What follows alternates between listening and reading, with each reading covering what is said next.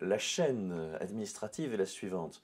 C'est le préfet de région qui a l'autorité et il délègue ses pouvoirs au préfet délégué du Loiret. Donc c'est entre les deux préfets qui sont à Orléans que les choses se jouent du point de vue de l'administration, de la responsabilité administrative fondamentale.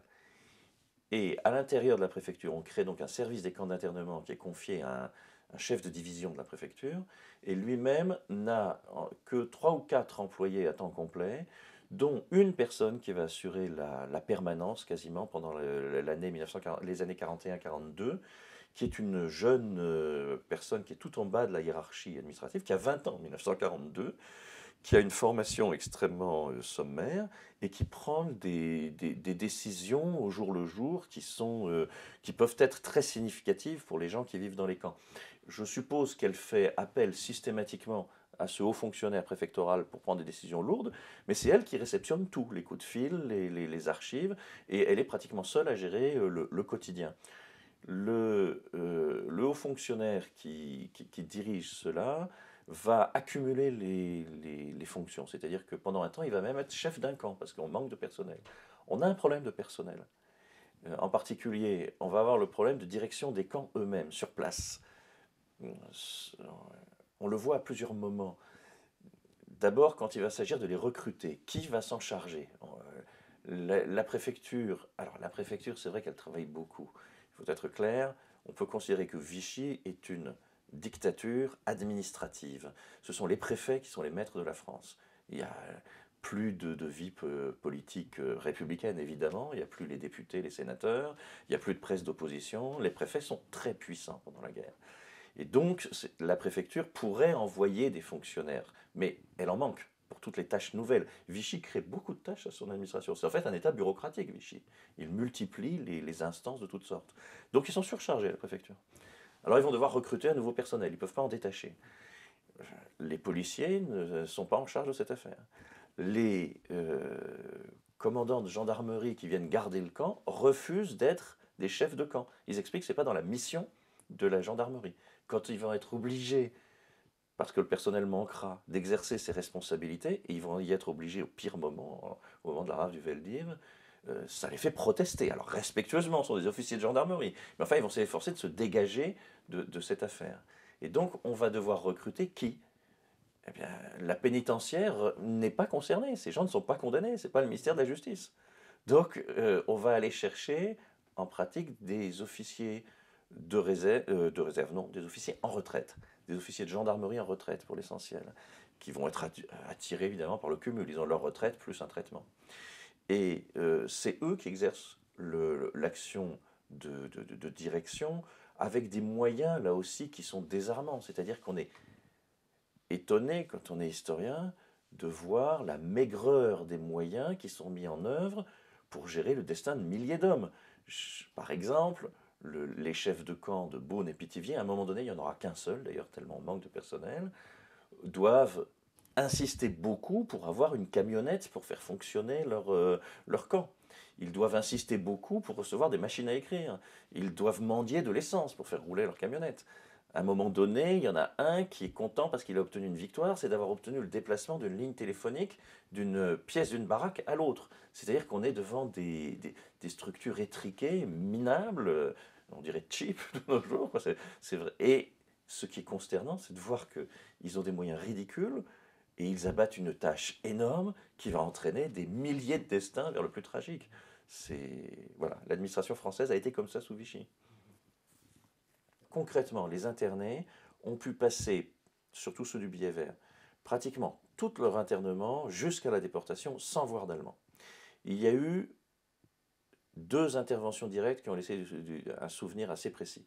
D'abord, Dannecker, assez vite après l'ouverture des camps, vient faire une tournée et il va faire un peu de cinéma pour simplifier. Hein. C'est-à-dire qu'il va expliquer que les Français se débrouillent très mal, que l'administration est en dessous de tout. Quand il arrive, il traverse le camp en grognant, en faisant des remarques désagréables. Et il y a certains internés apparemment qui ont cru que leur sort pourrait même s'améliorer après la visite de Dannecker. Évidemment, ça ne sera pas du tout le cas.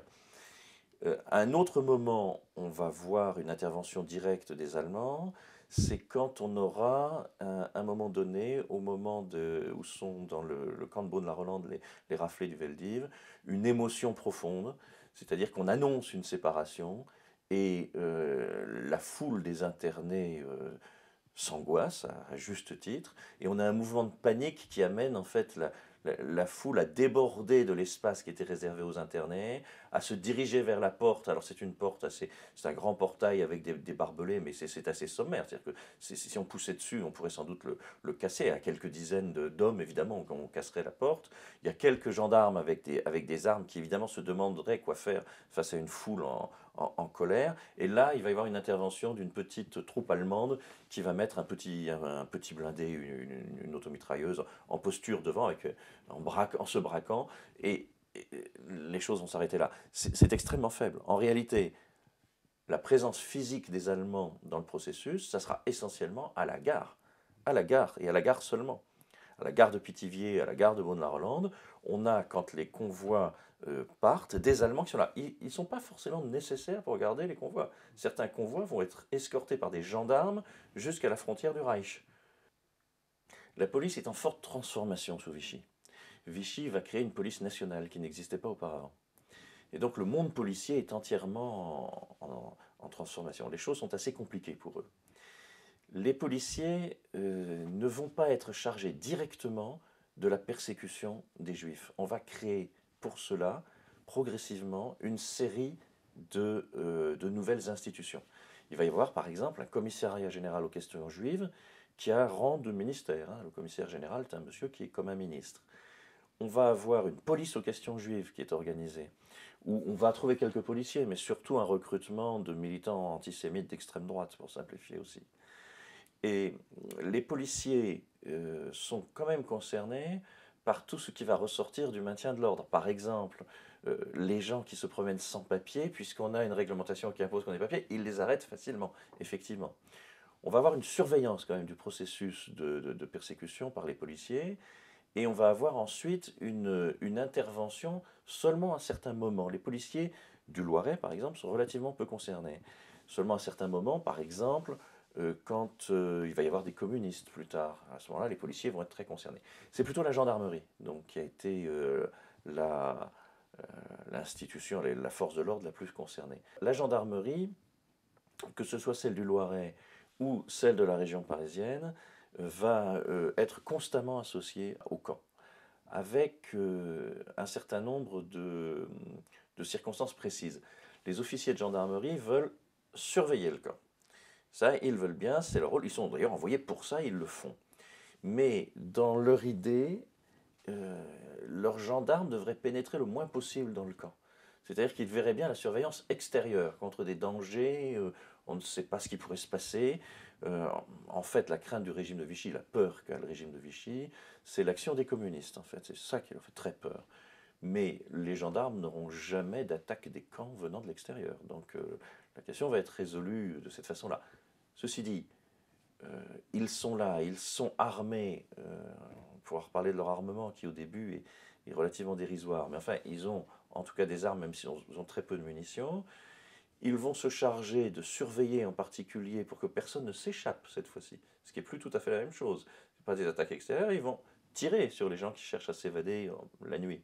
Il y aura donc des tirs. Je me souviens d'une archive extraordinaire où un gendarme a tiré 2 fois, il a blessé un interné qui cherchait à s'évader. Il va donc d'ailleurs être félicité et récompensé, mais où du coup le chef de camp va demander le remplacement des 2 cartouches, parce qu'on en est à 2 cartouches près quand même. Il demande à qui d'ailleurs? Il demande aux Allemands. C'est les Allemands qui disent qui peut avoir des cartouches en France à ce moment-là, bien sûr. Qui disent, pardon. Et donc les gendarmes sont là tout le temps, pendant toute l'existence des camps. Alors concrètement, vous avez des gendarmes du Loiret qui font des va-et-vient entre les gares et les camps. La gare d'Orléans en particulier, bon, il y a beaucoup de gens qui arrivent à la gare d'Orléans, ce qui est plus simple que les gares de Beaune et Pithiviers, et ils vont faire des transferts très, très souvent. Mais surtout, on a des unités qui viennent de la région parisienne, donc de la banlieue parisienne. Ils viennent par rotation d'un mois. C'est assez étonnant d'ailleurs quand vous y pensez du point de vue de l'efficacité administrative des rotations d'un mois. Parce que ça veut dire qu'à peine ils connaissent bien le travail qu'ils repartent. Quand des unités vont être maintenues au-delà d'un mois, les unités protestent tellement qu'on ne va pas généraliser le système. si les Allemands sont très peu présents concrètement dans les camps, à l'arrière-plan, ils sont très présents.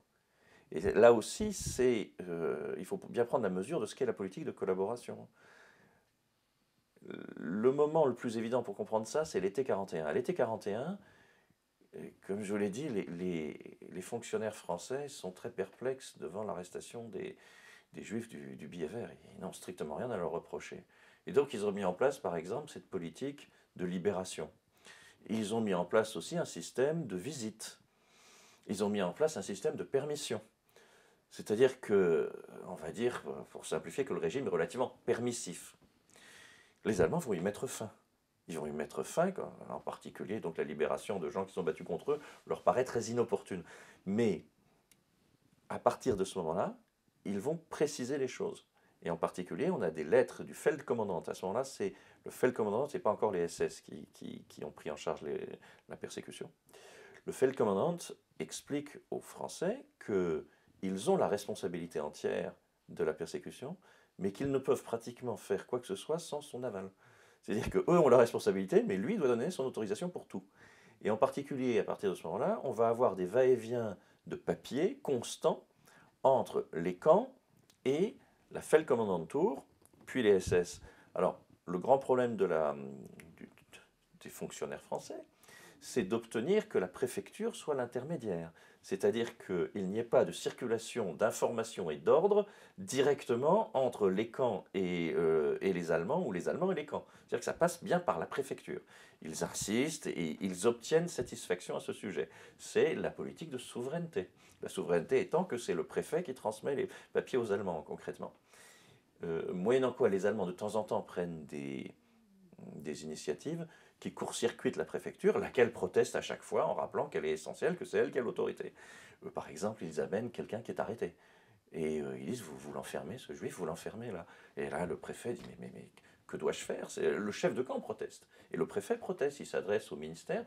Le ministère, derrière, lui répond très simplement, dans ce cas-là, vous enfermez, c'est bien la logique fondamentale, mais surtout, vous ne mettez pas les choses en règle. Vous ne mettez pas les choses en règle. C'est quand même extraordinaire. Un ministre qui dit à ses fonctionnaires, ne faites pas les choses en règle. C'est bien que la logique de persécution l'emporte surtout. Je le disais tout à l'heure, ils ont perdu leur repère. Quoi. Alors les Allemands interviennent peu directement, mais ils vont recevoir.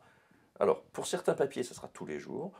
La fréquence est rarement quotidienne, c'est plutôt 2 ou 3 fois par semaine. Des rapports sur ce qui se passe dans les camps, avec des listes nominatives. Et l'essentiel des papiers qui circulent entre les camps, c'est-à-dire des rapports entre des chefs de camp à la préfecture, sont donnés, sont communiqués directement aux Allemands.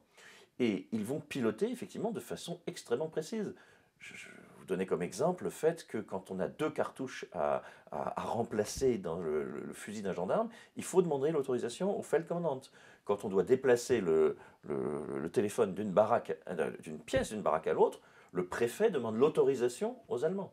Donc, les Allemands n'interviennent que très peu directement dans les camps. Par contre, ils interviennent de plus en plus lourdement sur toute la logique, tout le commandement, sur les décisions qui sont à prendre. Un exemple, c'est la logique des visites. Les visites étaient quelque chose à quoi les internés tenaient énormément.